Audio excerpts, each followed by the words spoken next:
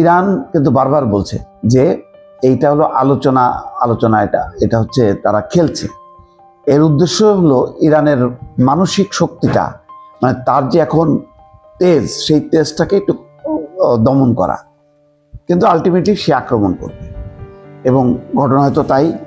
ইরানের নৌপ্রধান আলী রেজা তাংসিরি বলা হচ্ছে যে ইরানের নৌপ্রধানকে হত্যার ইসরায়েলের দাবি সত্যি হলে তা ইরানের জন্য বড় ধাক্কা। যুক্তরাষ্ট্রের প্রস্তাবের আনুষ্ঠানিক প্রতিক্রিয়া ইরানের, দ্রুত আলোচনায় ফেরার জন্য ট্রাম্পের হুঁশিয়ারি, আলোচনায় যুক্ত হতে চায় উপসাগরীয় সহযোগিতা দেশ। ইরান একেবারে প্রথম থেকে বলে আসছে যে তারা আমেরিকা আসলে কোনোভাবেই তারা আলোচনা চায় না, প্রকৃত আলোচনা চায় না। এর আগেও তারা প্রমাণ পেয়েছে, এর আগেও দুবার। তো জুন মাসেও 7 মাস আগে যখন হামলা হয় তখনও তাই, হঠাৎ করে তারা আক্রমণ চালায়, বলা নেই কওয়া নেই, আক্রমণ চালায়।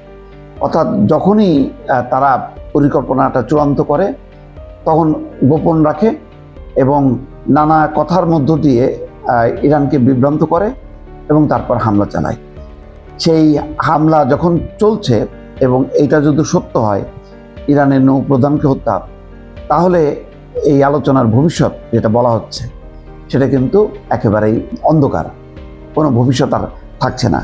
এখনও কিন্তু ইরান আর যুক্তরাষ্ট্রের মধ্যে প্রত্যক্ষভাবে কোনো আলোচনা হচ্ছে না, ভায়া মিডিয়া আদান প্রদান চলছে।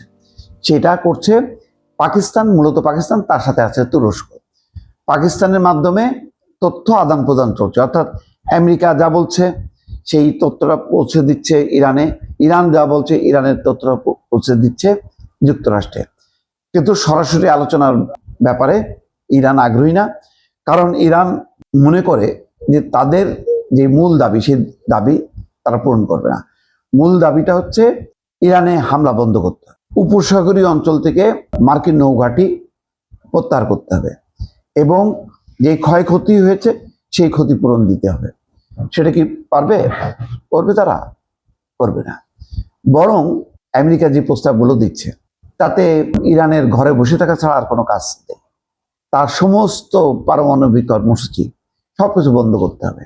কিন্তু ইসরায়েলের ক্ষেত্রে এই নিষেধাজ্ঞা নেই, ইরানের ক্ষেত্রে এই নিষেধাজ্ঞা মানে তারা দিয়েছে। ইরান আরো বলেছে যে তাদের উপর যে অর্থনৈতিক নিষেধাজ্ঞা আছে সেই নিষেধাজ্ঞা প্রত্যাহার করতে হবে।